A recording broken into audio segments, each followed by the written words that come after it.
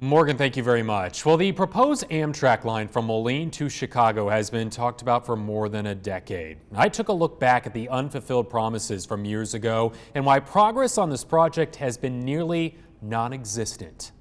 December 12th of 2011, then U.S. Transportation Secretary Ray LaHood designated $177 million for a twice-daily Amtrak service between Moline and Chicago. It's a project that at that time was 5 years in the making. Money is now flowing between the federal government's grant and the state of Illinois, so that way we can actually begin spending the money that had been awarded in last October. Former News 8 reporter Rebecca Smith talked to the Quad City Chamber's Paul Rumler 10 years ago about the hopes the community had for the project. It's really going to help stimulate some growth here in the Quad Cities, not only in downtown Moline near the station. The station will be a multimodal facility right across from the iWireless Center. At that time, and if all went as planned, service for it would begin in the fall of 2014.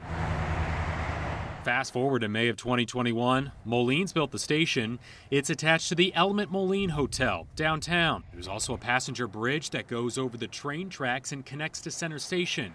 Still though, there's no train. I think anyone that tries to give anyone a date is going to be wrong no matter what. Last month, Illinois State House Representative Mike Halpin said the federal, state, and local parties are all on board.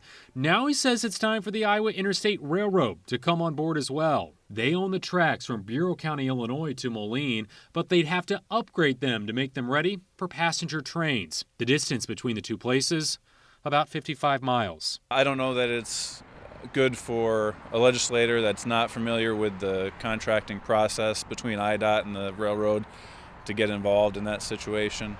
Frankly, I don't know that that's my role.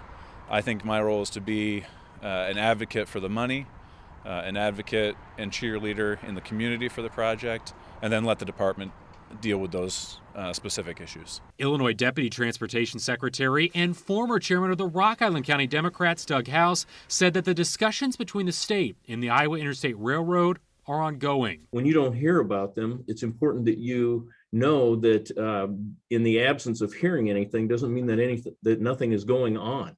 There's a great deal of work going on behind the scenes, and these discussions are continuing and being fruitful. House says talking about specifics like a timeline on when the project will be complete won't further the discussions with the Iowa Interstate Railroad.